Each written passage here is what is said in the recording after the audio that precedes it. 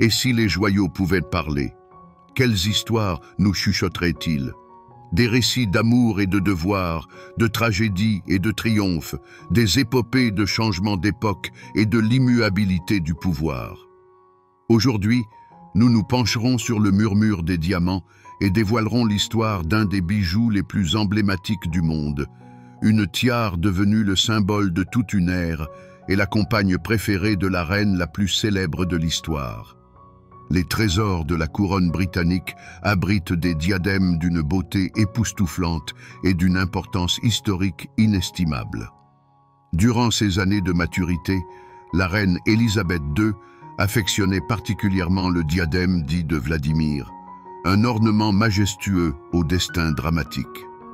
Appartenant jadis à la grande duchesse russe Maria Pavlovna, épouse de l'oncle de l'empereur Nicolas II, ce diadème fut exfiltré de la Russie révolutionnaire et acquis par la grand-mère d'Élisabeth, la reine Mary de Teck. Son design à la fois austère, imposant et spectaculaire, composé d'anneaux de diamants entrelacés dans lesquels pouvaient être insérées soit des perles poires, soit les célèbres émeraudes de Cambridge, correspondait parfaitement à l'image d'un monarque au zénith de son règne. Le diadème de Vladimir était un manifeste de pouvoir, d'histoire et d'une inébranlable résilience. Cependant, au cœur de la jeune princesse, puis de la souveraine débutante, battait une affection particulière pour un autre joyau. Une tiare plus légère, plus aérienne, comme tissée d'un délicat givre sur une vitre. C'était son premier attachement précieux, et sans doute le plus tendre, le diadème des jeunes filles de Grande-Bretagne et d'Irlande du Nord. Son histoire n'est pas moins captivante, mais elle ne raconte pas la fuite et la perte. Elle narre l'amour, la dévotion et l'avènement d'une future reine. Afin de saisir toute la portée de ce présent, nous devons nous transporter à la fin du XIXe siècle, à une époque où une seule union nuptiale pouvait sceller le destin de tout un empire. Nous sommes en 1893. L'Empire britannique est alors gouverné d'une main de fer par la vieillissante reine Victoria. Sa belle-fille, la princesse de Galles Alexandra de Danemark, sœur de l'impératrice russe Maria Féodorovna, partage avec sa belle-mère l'inquiétude quant à l'avenir du trône. Le fils aîné d'Alexandra et héritier de deuxième rang, le prince Albert Victor, duc de Clarence, était une personnalité controversée et scandaleuse. Dans l'espoir de ranger ce prince volage, la reine Victoria lui avait choisi pour épouse une princesse allemande qui, malgré sa noble ascendance, était considérée, selon les standards des maisons royales européennes, comme presque sans dot.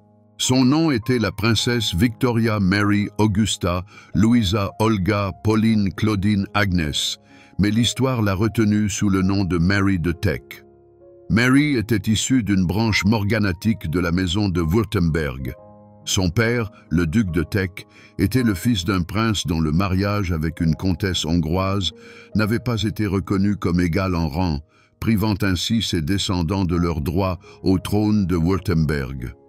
Sa mère, la princesse Mary Adelaide de Cambridge, était la petite-fille du roi George III, ce qui faisait de Mary un membre de la famille royale britannique, mais le train de vie extravagant de ses parents avait contraint la famille à vivre modestement, accumulant même des dettes.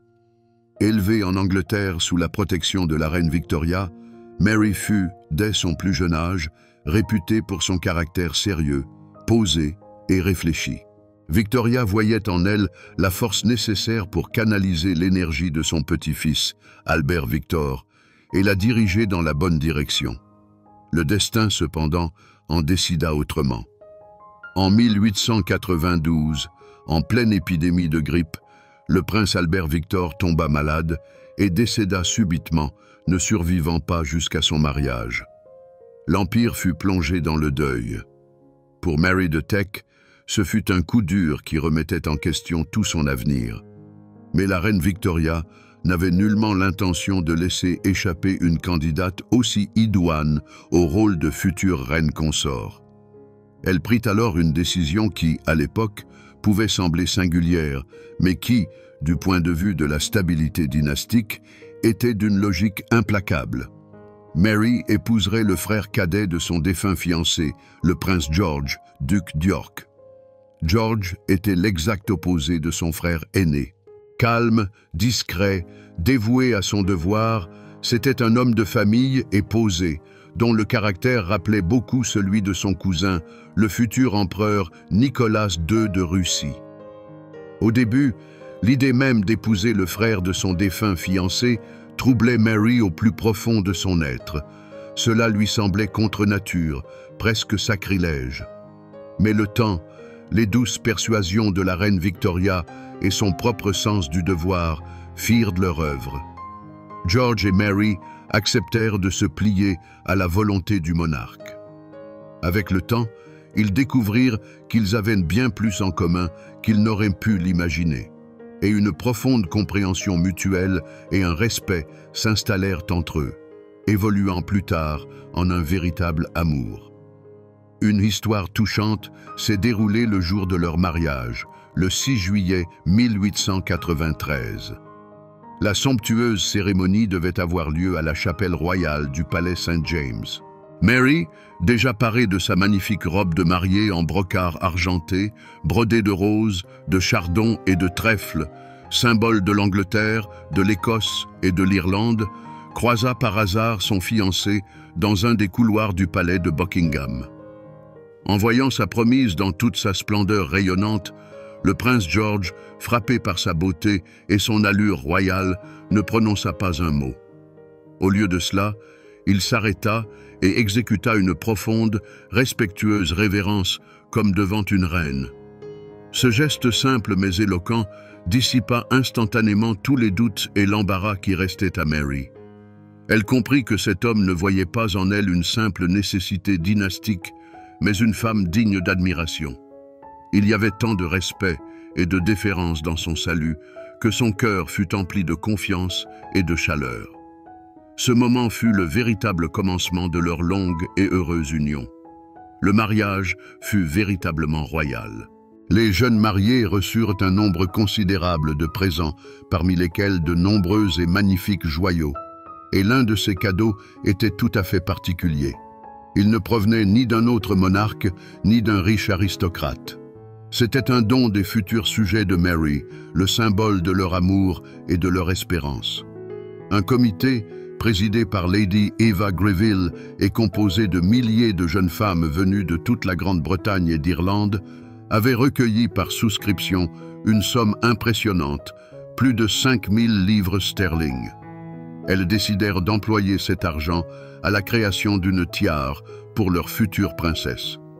La commande fut confiée aux joailliers les plus renommés de l'époque, fournisseurs officiels de la cour royale, la maison Garrard et compagnie. C'est ainsi que naquit le diadème des jeunes filles de Grande-Bretagne et d'Irlande du Nord. Ce n'était pas un simple ornement, mais une véritable œuvre d'art joaillier, réalisée dans le style feston, alors très en vogue.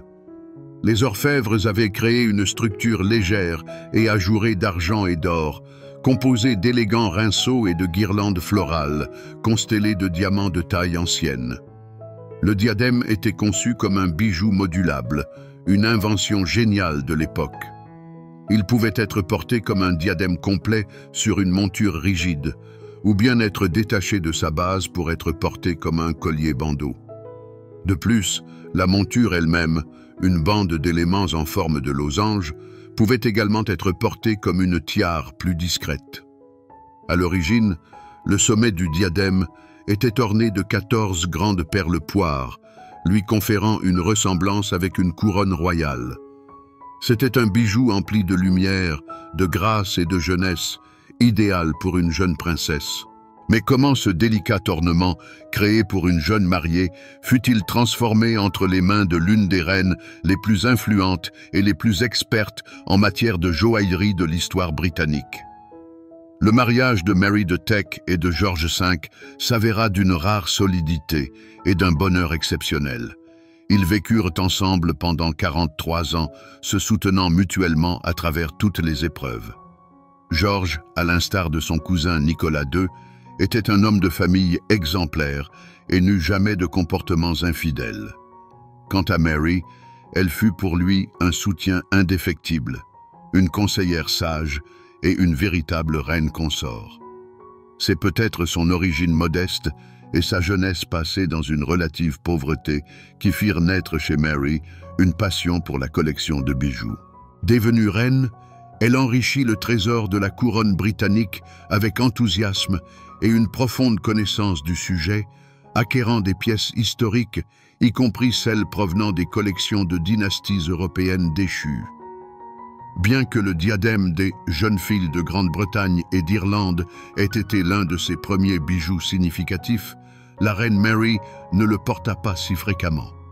Grande, imposante, dotée d'une stature majestueuse, elle préférait des tiares plus massives et plus hautes qui correspondaient mieux à son allure royale. Sur les portraits officiels et lors des événements solennels, on la voit plus souvent parée du diadème de Vladimir, de la grandiose tiare d'Élie d'Urbar ou de la célèbre tiare des nœuds d'amour. Néanmoins, le diadème offert par les jeunes filles de l'Empire occupait une place spéciale dans son cœur. En 1914, la reine Mary décida de modifier légèrement le design du bijou. Elle ordonna au joaillier Garrard et compagnie de retirer les 14 grandes perles en forme de gouttes qui ornaient le sommet du diadème et de les remplacer par 13 diamants solitaires de taille ronde. Cette décision, dictée par l'évolution des modes qui privilégiaient alors les parures entièrement serties de diamants, ne fit que sublimer la tiare. Elle devint encore plus légère, plus aérienne et plus éblouissante, se transformant en une véritable dentelle de diamants. Les perles retirées ne furent pas perdues pour autant. La reine, pragmatique, les utilisa pour créer un autre diadème, non moins célèbre, celui des nœuds d'amour, qu'elle commanda sur le modèle de la tiare de sa grand-mère, la princesse Augusta de Hesse-Cassel. Ainsi, un seul cadeau de mariage donna naissance à 2 bijoux légendaires. Mais la véritable gloire et la renommée mondiale attendaient ce diadème. Il était destiné à une autre femme, dont le nom allait devenir synonyme du mot « reine ». La plupart des bijoux de la collection personnelle de la reine Mary furent hérités par sa petite-fille Élisabeth après la mort de sa grand-mère en 1953. Cependant, l'histoire du diadème des jeunes filles de Grande-Bretagne et d'Irlande se répéta avec une précision étonnante. Tout comme Mary elle-même l'avait reçu en cadeau de mariage, elle décida d'offrir ce précieux bijou à sa petite-fille adorée, Lilibet, pour son mariage avec le prince Philippe en 1947. Ce n'était pas un simple présent, mais une transmission de relais, un symbole de continuité et d'amour profond. Pour la jeune princesse Élisabeth, qui entrait dans une nouvelle vie dans une Grande-Bretagne d'après-guerre, ascétique, ce don étincelant de sa grand-mère était bien plus qu'un simple bijou. Élisabeth, contrairement à sa majestueuse grand-mère, était une jeune femme menue et délicate, mesurant près de 5 cm de moins. Et la tiare légère et aérienne lui allait à merveille. Elle mettait en valeur sa jeunesse, sa fraîcheur et sa beauté naturelle. Élisabeth tomba amoureuse de ce bijou et l'appela affectueusement la tiare de grand-mère. C'est avec ce diadème qu'elle posa pour ses premiers portraits officiels en tant que reine, réalisés par la photographe Dorothy Wilding. Ces images servirent de base à son profil sur les pièces de monnaie et les timbres-poste du Commonwealth britannique pendant des décennies, inscrivant à jamais l'image de cette tiare dans l'histoire et la culture mondiale. Durant les premières années de son règne, Élisabeth portait le diadème dans sa version allégée, dépourvue de sa base massive ornée de losanges. À sa demande, les joailliers avaient séparé la partie supérieure ajourée, rendant le bijou encore plus délicat et aérien. Sous cette forme, le diadème s'accordait à merveille avec la mode des années 50 et 60, les robes volumineuses de style New Look et les tenues de soirée élégantes. Il accompagna la souveraine lors d'innombrables visites d'État, de réceptions officielles et de banquets. C'était sa carte de visite, sa fidèle compagne. Ce diadème fut si intimement lié à l'image d'Élisabeth II que beaucoup en ignoraient la provenance. Il était simplement le diadème de la reine. Mais qu'est-ce qui poussa la reine, des années plus tard, à rompre avec son image habituelle et à restituer au diadème son aspect originel, plus majestueux? Les années passèrent. La jeune princesse s'était muée en une monarque expérimentée et sage, un symbole national, et son style évolua avec elle. En 1969, Élisabeth II prit la décision de réunir le diadème à sa base originale, sertie de diamants. Sans doute, ayant atteint un certain âge et un statut affirmé, la reine ressentit le besoin d'adopter une image plus solide et plus officielle. Le retour de cette base conféra au diadème une hauteur et une prestance accrues, sans pour autant le priver de son élégance reconnaissable. Il apparut plus impérial, plus formel, en adéquation avec son rôle croissant sur la scène mondiale. Sous cette forme renouvelée, le diadème des jeunes filles de Grande-Bretagne et d'Irlande, parfois affectueusement surnommé le diadème de la grand-mère, continua de servir fidèlement la reine pendant de nombreuses décennies, faisant des apparitions lors des plus importants événements d'État. Cependant, avec l'âge, comme nous l'avons déjà mentionné, Élisabeth II privilégia de plus en plus les joyaux plus imposants et d'importance historique, tels que le diadème Vladimir ou le diadème Kokochnik de la reine Alexandra. Mais le diadème des jeunes filles ne fut jamais oublié. Il demeura dans son écrin comme un doux rappel de sa jeunesse, de l'amour de sa grand-mère et de ses premiers pas sur le chemin royal. Ce n'était pas seulement un bijou pour les apparitions officielles, mais aussi un trésor pour l'âme.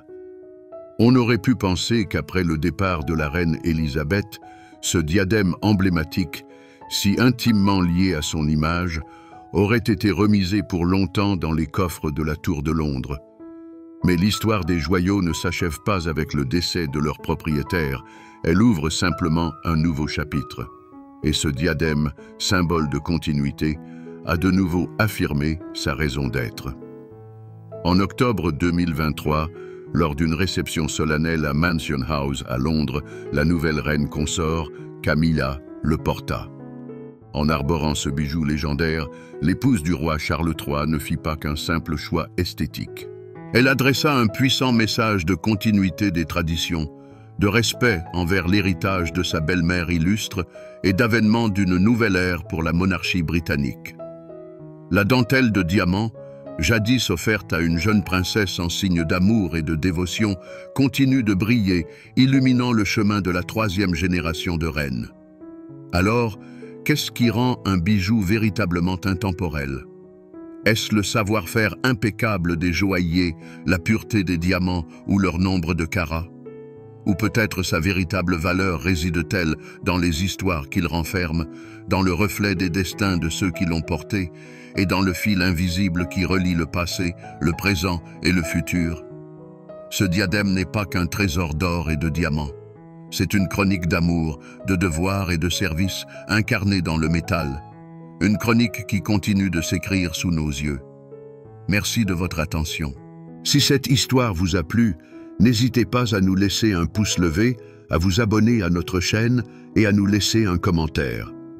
Quel autre bijou célèbre aimeriez-vous voir explorer dans nos prochaines éditions? Votre avis nous est précieux.